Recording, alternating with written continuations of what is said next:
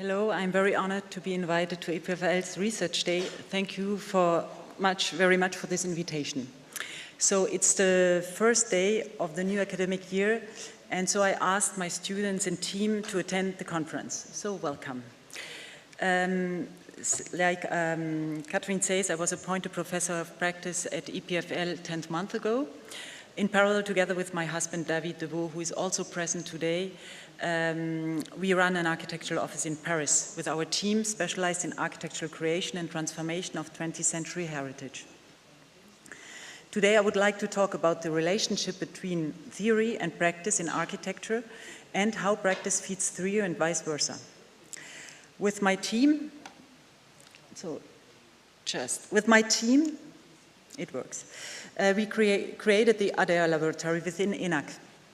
These are simply the initials of architectural design and heritage, but they form the word ADER, which comes from the Latin word aderere, to be fixed, so to be attached to something and, figuratively speaking, to share someone's idea and adhere to a doctrine.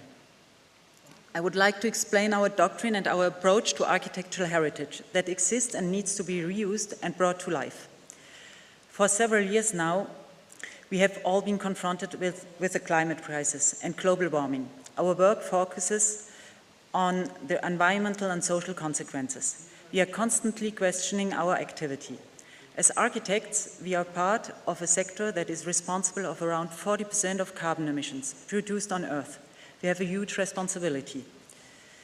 Our lab deals with heritage issues. In a broader sense, heritage is everything that has been passed down to us from our ancestors, including both built heritage and intangible heritage. In our office in Paris, we are particularly attached to the heritage of 20th century, which is more specific. After the Industrial Revolution, construction methods changed, and above all, the quantity of what was built increased enormously. Today, 70% of existing buildings were constructed in the 20th century. The world population has grown from 2.3 billion to 8 billion since the Second World War. This means that the need of housing, infrastructure, and cultural buildings has more than tripled. This building stock is an immense resource. I trained as a heritage architect, and during my career, I have had the opportunity to restore protected listed heritage sites in order to pass them on to future generations for their exceptional value and rarity and history. These are icons. The master house of the professors of the Bauhaus in Dessau of Walter Gropius, I worked on it with the architectural office of Winfried Brenner in Berlin. You see the transformation during the Second World War when they took off the signs of modern architecture like the big windows, and after restoration. And here you see the E1027 house of Eileen Gray and Jean Badovici at the French Côte d'Azur. It is the heritage value of these exceptional buildings that must be preserved. We treat it as an archaeological object that must be passed on to future generations. It is a matter of respect for history, memory, and significance. And to preserve these monuments, the doctrine is to safeguard as much of the original material as possible, for the good reason that it bears witness to the authenticity of the work, its construction methods, and its materiality. The work carried out by craftsmen, the way materials are assembled, all of this has value and bears witness to a know-how and a way of living that must be passed on to future generations. But today, most buildings were constructed after the Second World War and do not represent any specific architectural value. But it is a resource with embodied gray energy, and not just energy, but also life, memory, and etc. So, as architects, we have a responsibility, and we must think about the environmental and the social consequences of our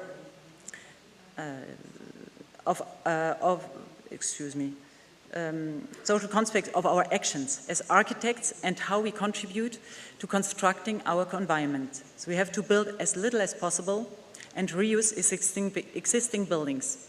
But how? Our approach is consistent with the methodologies developed for historic monuments, but goes further by taking into account all resources, not just physical ones. Therefore, the preservation of buildings, whether prestigious or modest, must be based on two arguments. The heritage argument, when the building is historical, architectural, social value, and the resources argument when it constitutes a reserve of materials, energy, and has a social link. With this in mind, we work with our students to combine practice and theory in order to raise their awareness and teach them methods for intervening in existing structures. Last semester, we worked on a site from the 1968 Olympic Games, a ski jump built of reinforced concrete in a natural site of great value. Now abandoned, it remains in the memory of an entire region, even a country. It is a heritage site that speaks of memory, ruin, abandonment, and the exceptional beauty of a natural site and the close relationship between the built environment and nature. It is this 20th century heritage, mostly built in reinforced concrete, that we find particularly interesting as learning environment. Often unloved, unrecognized, and constantly threatened with demolition of various reasons: poor construction, non-adaptable spaces, badly damaged concrete, and economic reasons. Our teaching is rooted in heritage practices. There it is called a patrimonial study, which covers all aspects in order to understand the building and relate it to the time and its construction on the current context. A comprehensive analysis that combines historical, technical, usage, and environmental data. It is first a sensitive approach, a visit to the site to understand the relationship between the building and its surroundings and to discover the site and structures by using all the senses. Understanding, it's also the understanding of construction techniques and pathologies. We meet the involved people, mayors, elected officials, associations, people who live there. We learn about concrete. We visit a cement production site of concrete of Vicat in Grenoble, the beginning of concrete in the 19th century. We could visit the big pipe for heating lime and clay to produce cement, and the flame hot about 1,450 degrees. You pass nearby the pipe without touching because it is so hot, and you understand quickly that this needs a lot of energy. And then in the end we saw the clinker. Next, we try to teach a proportionate, reasoned approach, demolishing as little as possible, reusing, adapting.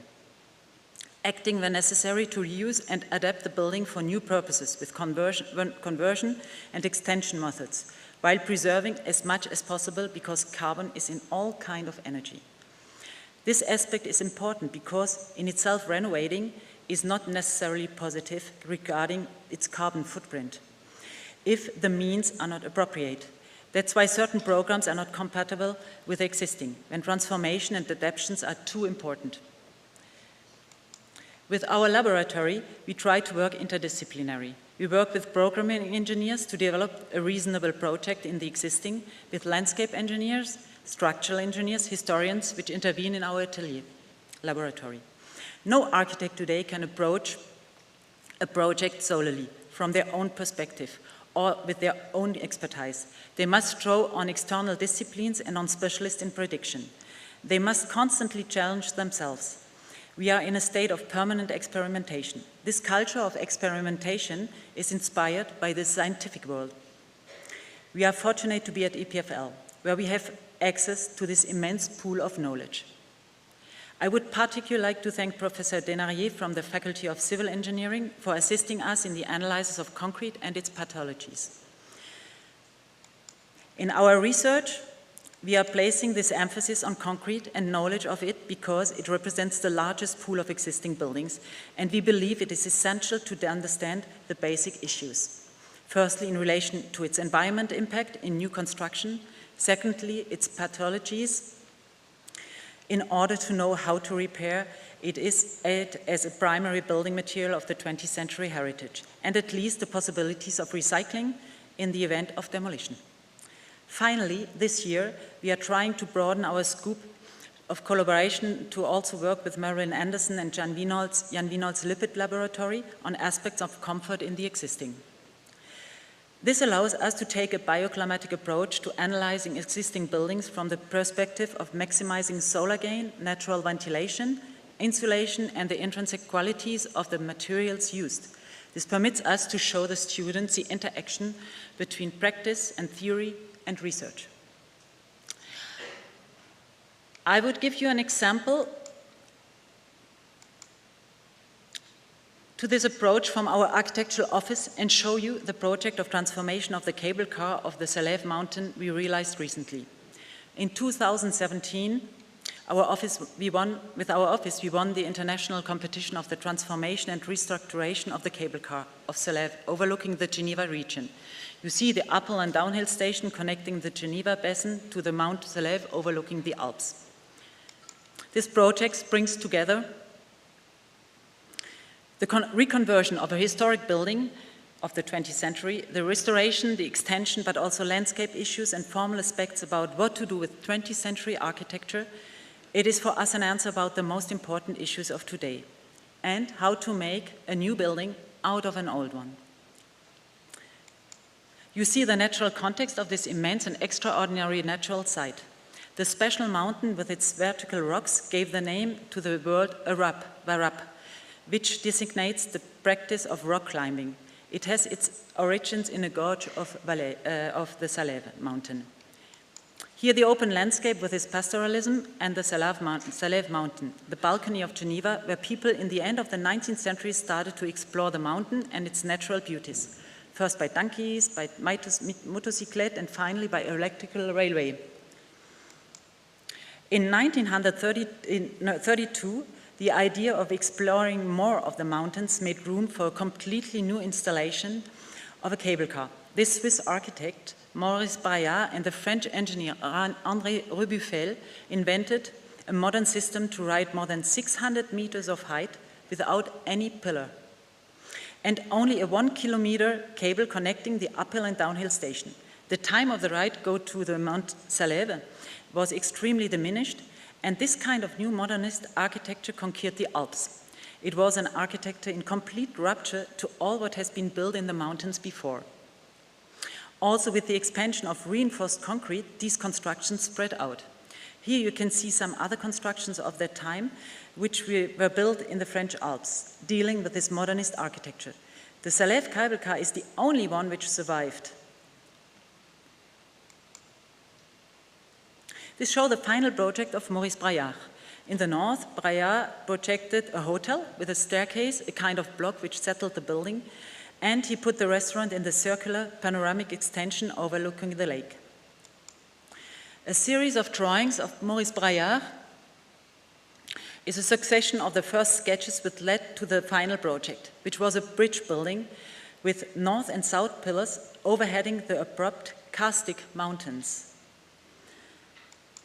When we were confronted with this site, what we found was very much overmodeled during the last 100 years. The building itself was very special because the original project of Braillard has never been achieved as a result of the economic crisis of 1930s.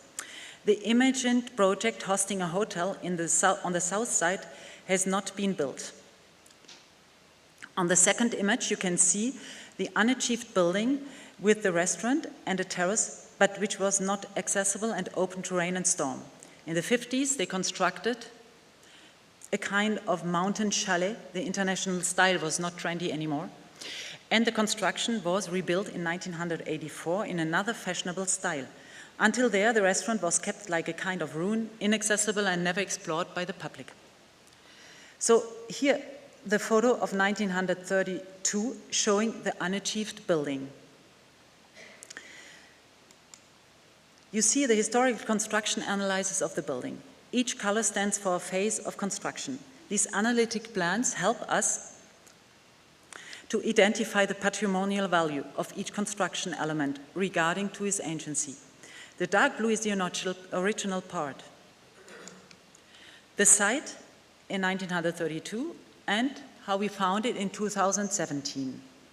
The historic building of Braillard was overbuilt, and the characteristic view of the bridge building was completely blocked by new construction. The program of the competition demanded to organize a restaurant at the place of the existing restaurant on the terrace, which was situated there on the terrace. The Braillard building should be restored and used eventually as a museum. So after analyzing the site, we decided to organize the project around two major issues. For the existing Braillard building, the main goal was to reuse the historic restaurant as a restaurant in the panoramic room. Thus, the historic building found its original purpose, which allowed to settle it in the open landscape again and to realize the idea of Braillard. We deconstructed all the buildings which have been added and has been in conflict with the views and the historic monument. We reused as much as possible the existing structures. We valorized by restoration the architectural building of Braillard. The building was being protected only in 2019. Just 2 words about the restoration of the historic building. In 1984, a huge rehabilitation campaign was organized which damaged a lot of the existing historical building. The whole building, out of raw concrete, was doubled with a mortar thick of 3 centimeters. It was a mortar application of sprayed concrete to protect the damaged surfaces, developed at this time by Torgret, bought later by Freycinet. Until 2018, the building was not considered as a monument, and all the reparations were done without respecting the Braillard building. We took off the mortar, which had been added in the whole building, on the whole building in 1984 in order to find again its raw original concrete envelope. For this, we did tests to identify the feasibility, and there you see the work on the site, which was very complicated because of the strong adherence of the coating. And we also didn't know exactly what condition the concrete underneath was in. It was a definite risk. The beams after restoration. The cross-section shows you the composition of the building. 2 galleries, the rival gallery and the one above with the restaurant. We are in an earthquake zone, and we have carried out structural reinforcement with connected floors and reinforced double beams to be able to accommodate the public and bring it up to today's earthquake standards. I will now take you on a short tour of the building. Oh, sorry. The Arrival Gallery before and after its restoration. This is the only space designed by Maurice Braillard in 1932. The photo on the left shows its condition in 2017, and on the right after restoration. All the original materials were recovered and restored like the tiles we found during the restoration. The metalwork was rebuilt identically to recreate the 1932 atmosphere with backlit panels. Here, the former restaurant of 1984 has been transformed into an exhibition hall, cafe and ticket office with an immediate connection to the landscape.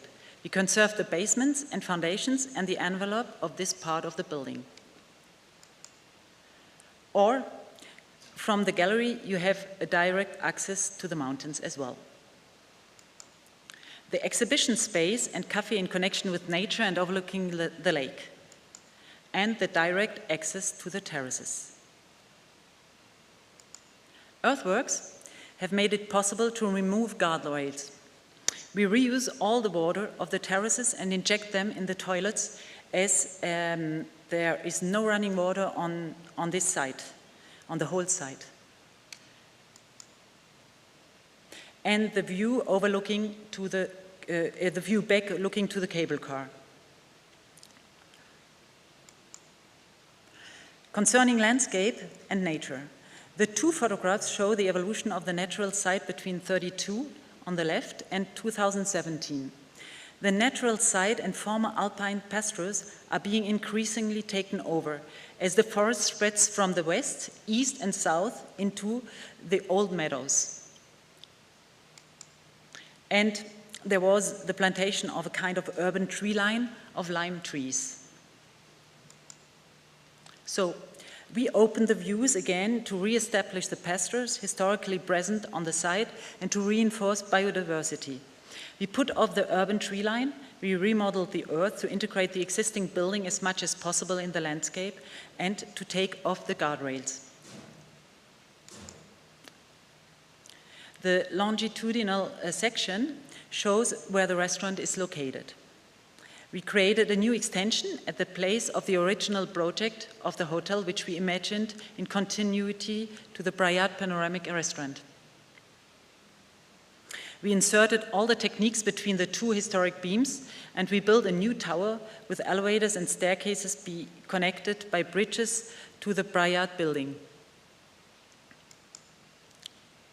We put the windows, which remained the unfinished building with just a hole and natural ventilation without any air conditioning. On the left hand, you see the historic image of the restaurant and how it was imagined, and the condition of the ceiling with a lot of corrosion due to the water infiltration. Since the building was not achieved, water ran through the ceilings and the holes of the windows and altered the concrete and the steel reinforcement. When we opened the sheet metal cladding, which was installed in 1984, and during the reinforcement of the ceiling and the restoration of the concrete beams, like you see with the corrosion of the concrete, the beams. After the restoration, we restored the ceiling. Why, yes. This photo, okay. This photo shows life appearing for the first time in after restoration with the restored ceiling, which we kept in concrete and insulated walls covered with felt. And this photo shows life appearing for the first time in this building, which for us was the main goal of the entire project. The upper station is becoming a place to live, true to the designer's original vision. Here you see the stairways with a climbing wall in reference to the Warab, and the panoramic terrace, which we rebuilt in order to use it. Spaces where we experience life. The architecture is a frame. A photograph of 1932 during the construction site, which shows the terrace which was never been possible to visit.